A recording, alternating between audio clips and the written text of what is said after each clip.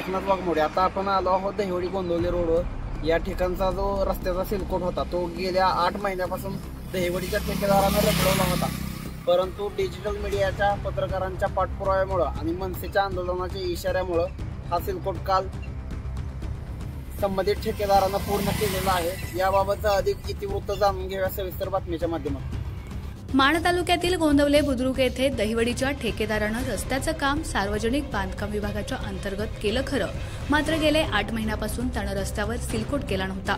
या प्रकरणी मनसेचे सातारा जिल्हाध्यक्ष धैर्यशील पाटील यांनी मनसेच्या वतीनं आंदोलनाचा इशारा दिला होता. या इशाऱ्यानंतर माण तालुका डिजिटल मीडियाच्या पत्रकारांच्या सातत्यपूर्ण पाठपुराव्यामुळे ठेकेदाराला 8 महिन्यानंतर जाग आली असून त्यानं हे सिलकोटचं काम सोमवार दिनांक 15 जून 2024 रोजी पूर्ण केलं. सार्वजनिक बांधकाम विभागाच्या गोंदवले विभागाच्या विजापुरे नामक इंजिनियरने संबंधित ठेकेदाराला आजपर्यंत पाठीशी घातलं होतं. नियमानुसार रस्त्याचं काम झाल्यानंतर सिलकोट तात्काळ करून घेणं गरजेचं असतं, मात्र सार्वजनिक बांधकाम विभागाच्या इंजिनियरच्या पाठबळामुळे ठेकेदारानं हे काम तब्बल 8 महिने तसंच रखडवलं होतं.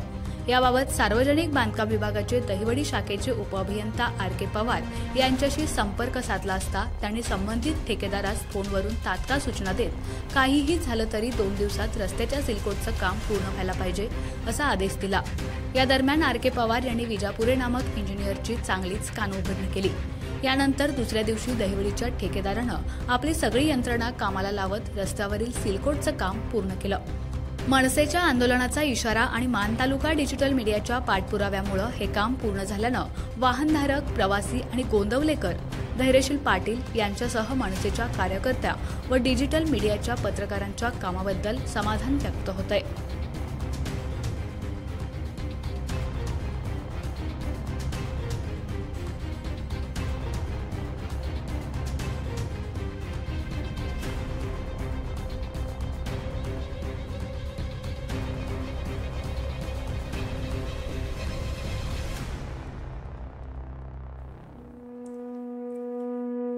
आमच्या खबर गावाकडची या चॅनेलला सबस्क्राईब करा, लाईक करा आणि आमचे व्हिडिओ शेअर करा. धन्यवाद.